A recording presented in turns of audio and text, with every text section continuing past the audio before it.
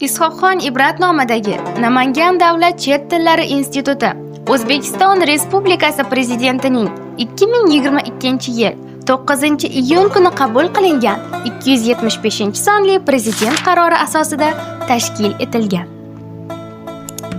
Institut yoshlarning xorijiy tillarni puxta o'rganishiga ko'maklashish, ularning intellektual salohiyatini rivojlantirish hamda xorijiy til o'qituvchilarini tayyorlash maqsadida zamonaviy talablarga mos innovatsion ta'lim markazi sifatida faoliyat yuritib kelmoqda.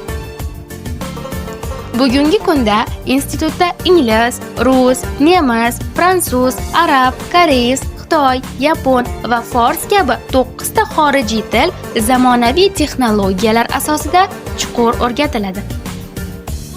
Institutda talabalar uchun barcha sharoitlar yaratilgan. Zamonaviy kutubxona, o'quv uslubiy resurslar markazi va tezkor internet tarmog'i har bir talabaning mustaqil ishlashi va rivojlanishini ta'minlaydi. Institut buyuk ma'rifatparvar va jadid tilshunosi Is'hoqxon Ibratnomini faxr bilan olib yuradi. U o'zbek xalqi orasida ilm, til va madaniyatni keng targ'ib qilgan, ko'p asarlarni tarjima qilgan va o'z maktabini ochgan ulug' allomadir. Institut faoliyatida xalqaro hamkorlik alohida o'rin egallaydi.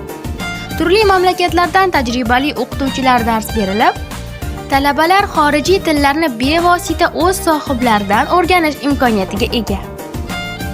Institutda o'quvdan tashqari faoliyatlar ham keng rivojlangan.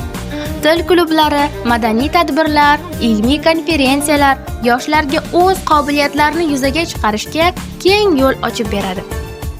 Is'hoqxon Ibratnomidagi Namangan davlat chet tillari instituti bu nafaqat bilim, balki yoshlar orzularini ro'yobga chiqaruvchi ilm, ma'rifat va taraqqiyot markazi.